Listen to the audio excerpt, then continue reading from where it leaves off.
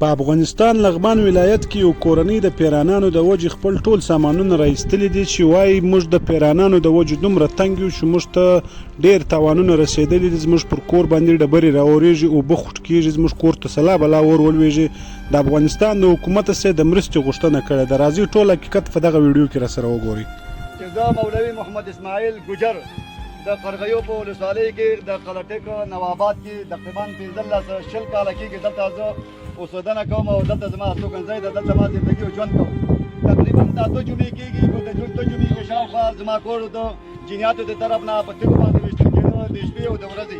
تقریبا دا 3 ورځې کېږي چې مسلسل زما کور په تیږو ویشتل کېږي، حتی که نامعلومه اور اخیستل کېږي، کوټې سوځي، خس سوځي، بارونه سوځي، پکې اوبه جوشوي، د اوبو نه اور جوړېږي، تیږه ګزارېږي محترمینو، د تیږې نه اور جوړېږي، خس هم اور اخلي، کور هم اور اخلي، هر څه اور اخلي.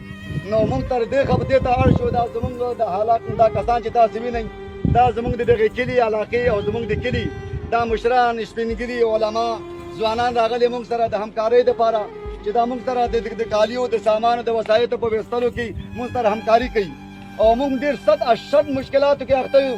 د امارت اسلامي محترمینو منصورینو مسئولینو چارواکو باید موږ ته جدا توجه وشي، زموږ د مظلومانه حالات او زموږ د مشکل ته توجه وشي. موږ تقریبا 12-13 کوره هستو، 12-13 فامیله اوسېدلو. موږ په د یو قلا کې هم 4 قلاګانې وي، موږ 14 نکاحګانې یو، 14 فامیلونه یو.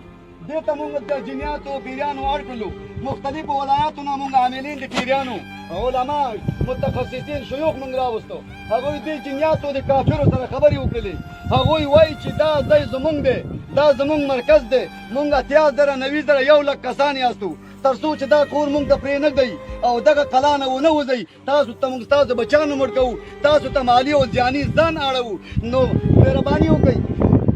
نو د شپې موږ باندې د تیږو باران و، یو هفته کېږي. ما مخکې هلته مسؤلینو ته زنګ هم والې، ما خبر کړی، موږ پوښتنه چا ونه کړو. تاسو زموږ امارت اسلامي، زموږ مور پلار دولت یاستئ، جدا تاسو نه دا خواهش ده چې زموږ موږ ته توجه وکوئ او موږ د خپل کورونه د جنیاتو د لاسه کورونه مو سوځېده، کورونه اور اخلي.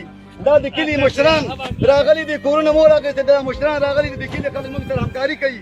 کورونه، وسایط، ماشومان، بچیان هم په تش ډاګ په ډاګه بیابان کې د شنه اسمان لاندې زندګي او ژوند کوي. نو تاسو څخه دا خواهش ده چې موږ سره همکاري وکړئ، موږ ته توجه وکړئ، موږ د مشکلاتو کې تاسو نه ډېره خواهش کوو.